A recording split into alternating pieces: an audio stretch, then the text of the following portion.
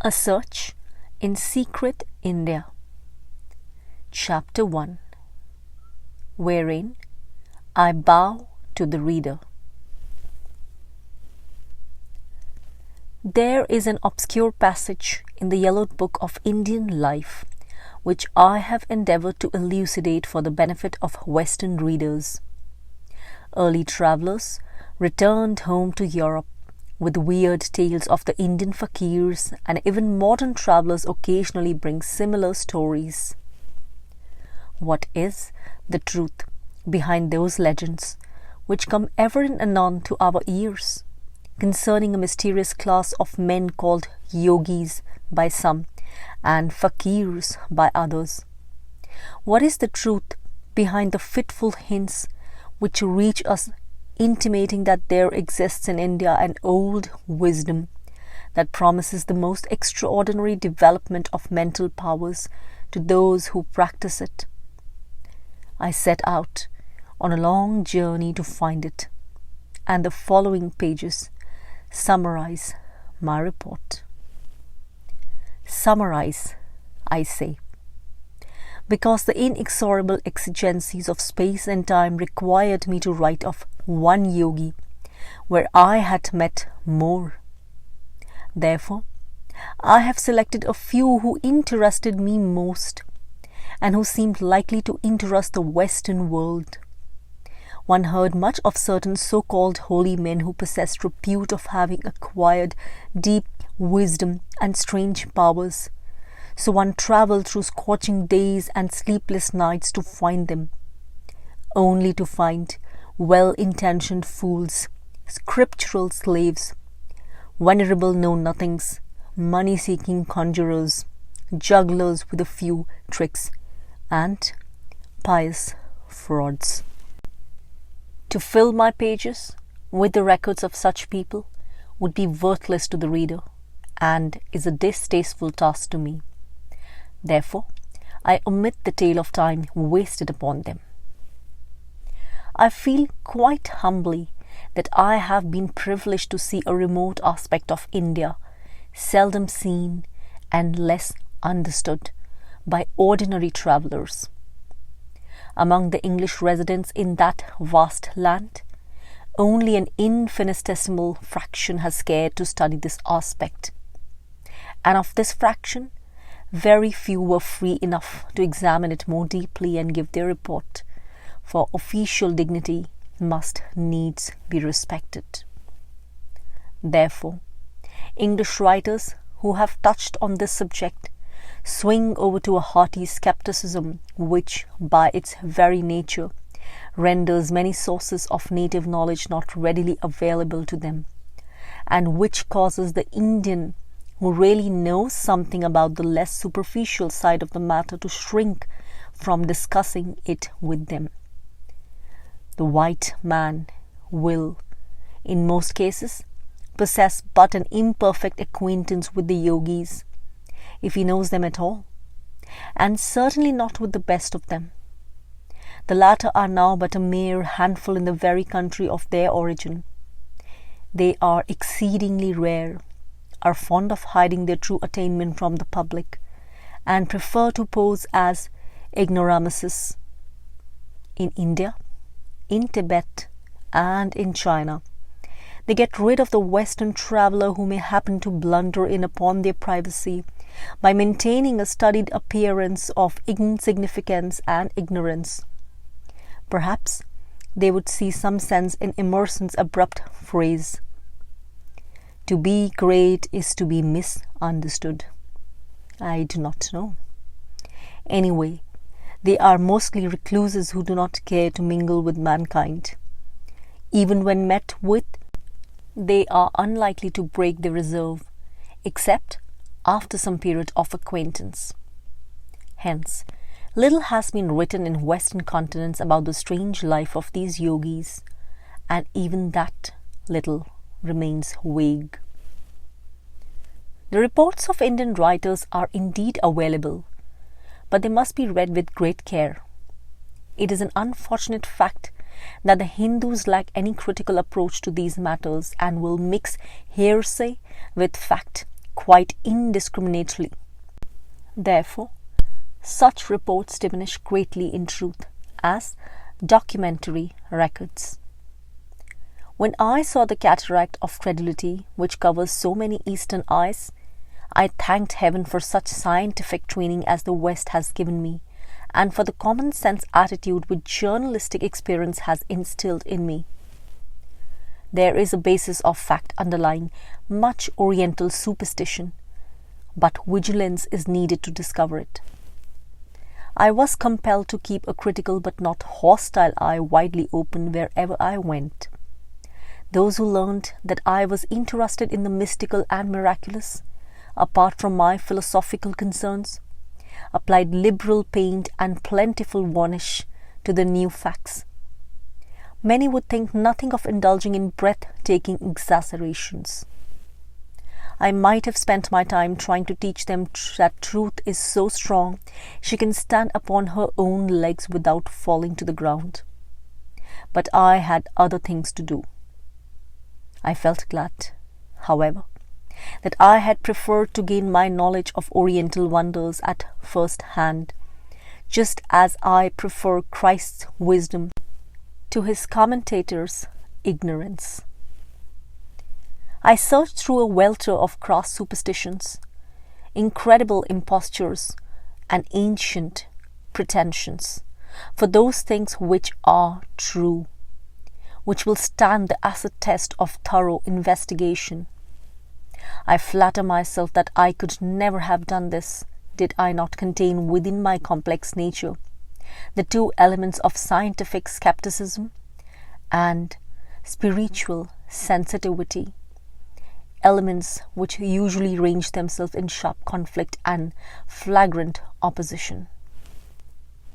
I have titled this book Secret India because it tells of an India which has been hidden from prying eyes for thousands of years, which has kept itself so exclusive that today only its rapidly disappearing remnants are left.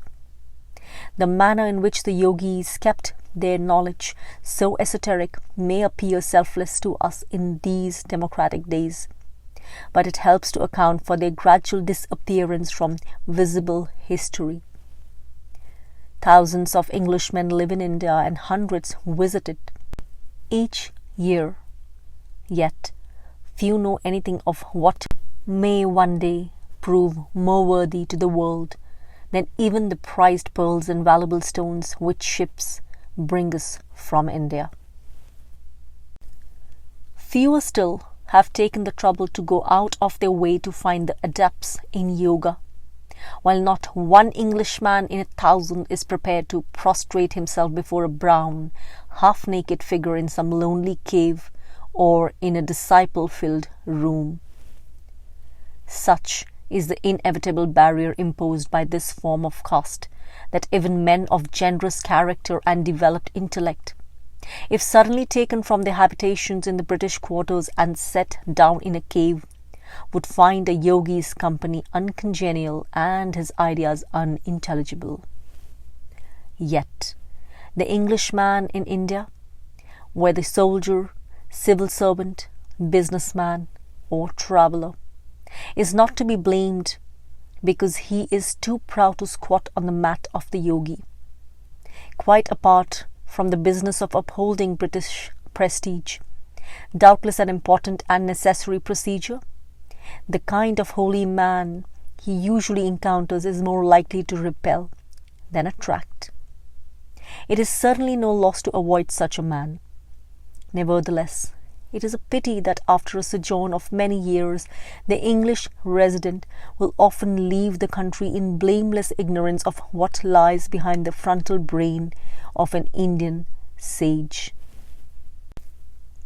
I plainly remember my interview with a Cockney under the shadow of Trichinopoly's gigantic rock fort.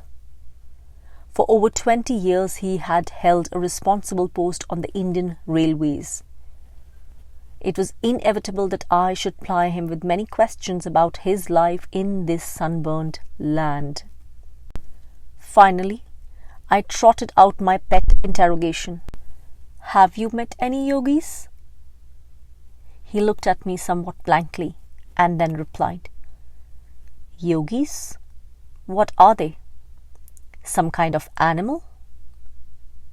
Such ignorance would have been perfectly pardonable had he stayed at home within the sound of bow bells. Now, after 26 years' residence in the country, it was perfectly blissful. I permitted it to remain undisturbed. Because I put pride underfoot in moving among the varied peoples who inhabit Hindustan, because I gave them a ready understanding and an intellectual sympathy, a freedom from finicky prejudice and a regard for character irrespective of colour, and because I had sought truth all my life and was prepared to accept whatever truth brought in its train, I am able to write this record.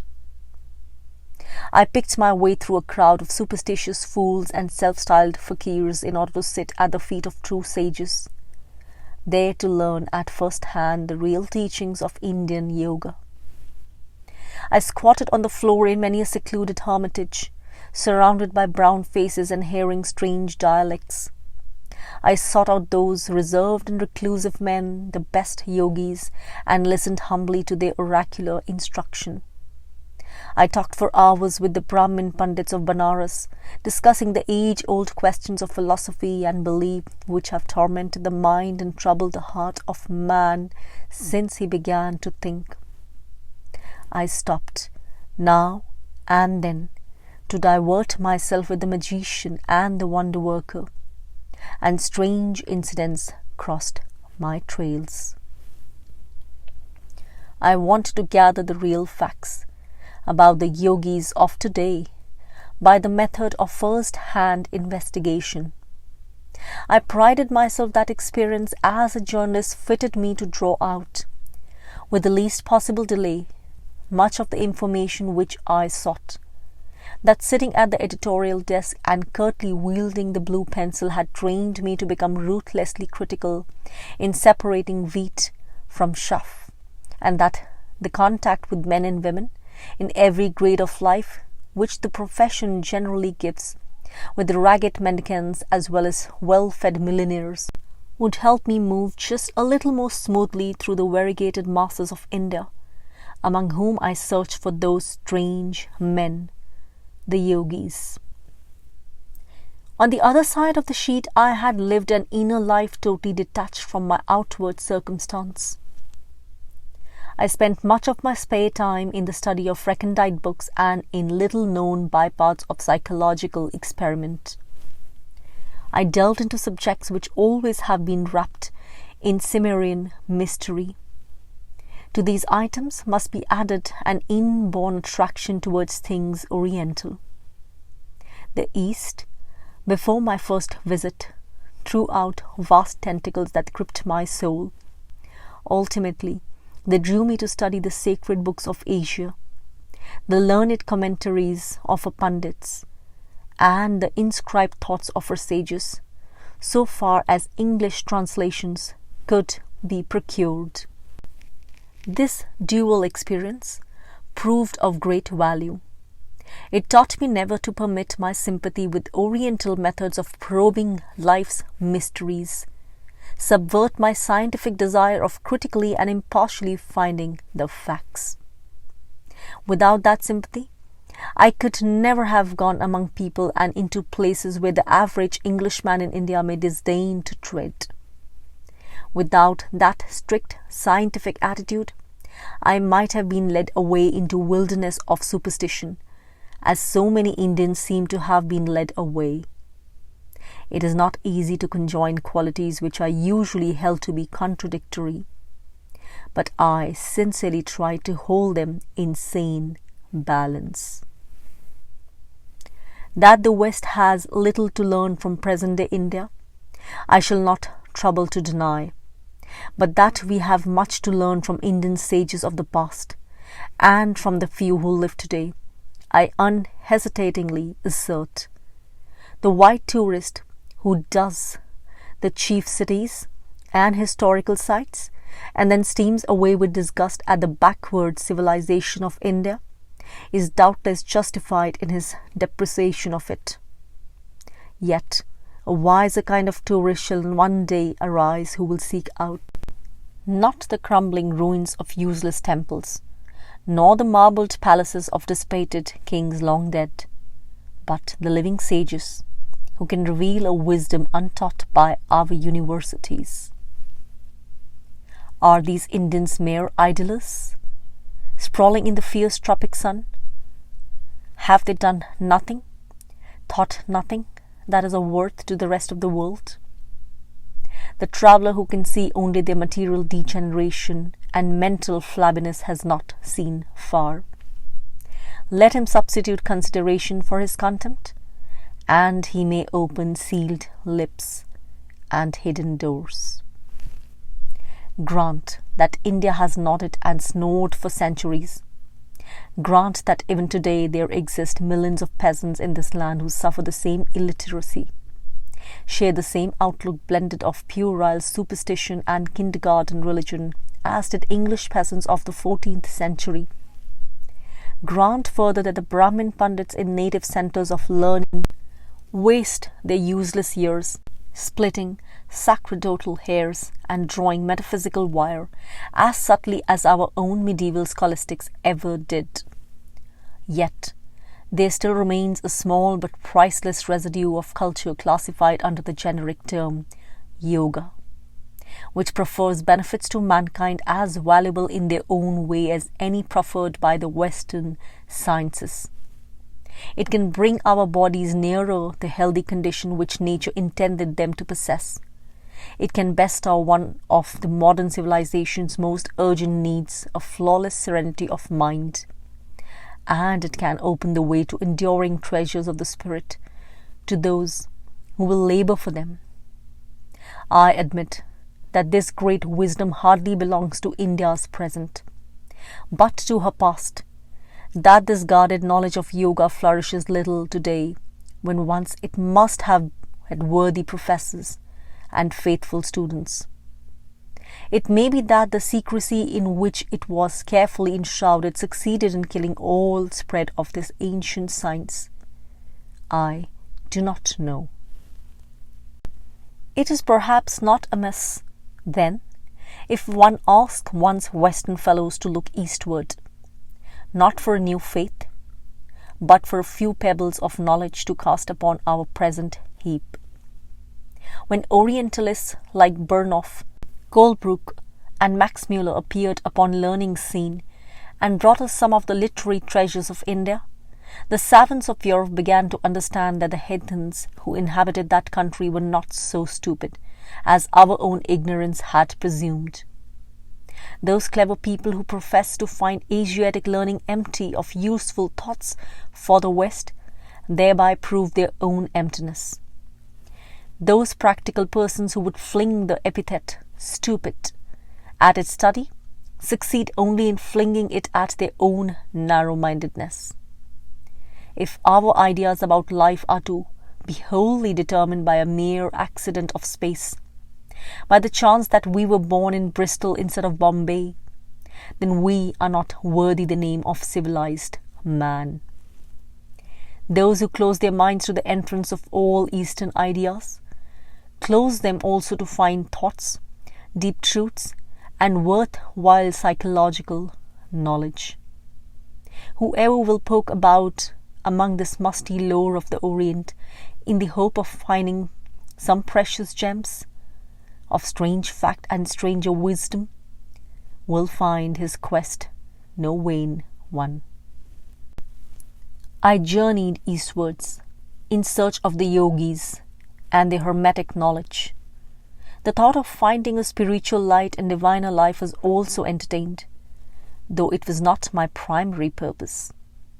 I wandered along the banks of India's holy rivers, the quiet, grey-green Ganges, the broad Jamuna, and the picturesque Godavari.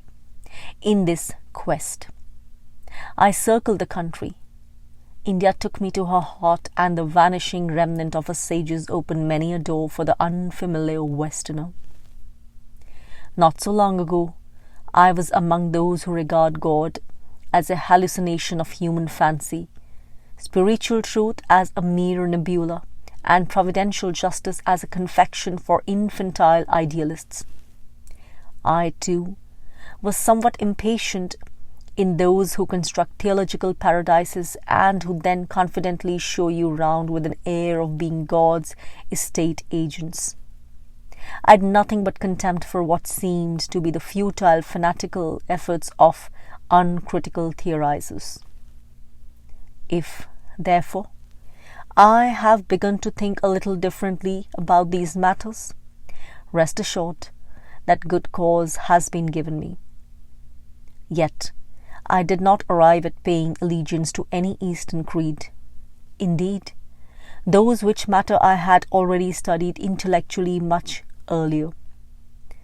I did arrive at a new acceptance of the divine.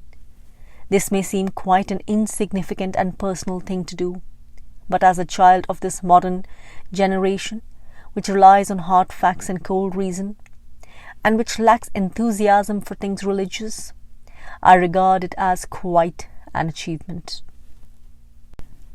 This faith was restored in the only way a skeptic could have it restored, not by argument, but by the witness of an overwhelming experience. And it was a jungle sage, an unassuming hermit, who had formerly lived for 6 years in a mountain cave, who prompted this vital change in my thinking. It is quite possible that he could not pass a matriculation examination. Yet I am not ashamed to record in the closing chapters of this book my deep indebtedness to this man. The production of such sages provides India with sufficient credentials to warrant attention from intelligent Westerners. The secret India's spiritual life still exists, despite the storms of political agitation which now hide it. And I have tried to give authentic record of more than one adept who has attained a strength and serenity for which we lesser mortals wistfully yearn. I have borne witness in the book to other things also, things marvelous and weird. They seem incredible now, as I sit and type my narrative through the inked ribbon amid the matter-of-fact surroundings of English countryside. Indeed, I wonder at my temerity in writing them down for a skeptical world to read. But I do not believe the present materialistic ideas which dominate the world will remain for all time. Already one can perceive prophetic indications of a coming change of thought. Yet, quite frankly, I do not believe in miracles. Neither do most men of my generation. But I do believe that our knowledge of nature's laws is incomplete, and that when the advance guard of scientists who are pushing forward into unexplored territory have found out a few more of these laws, we shall then be able to do things which are tantamount to miracles. End. Chapter 1.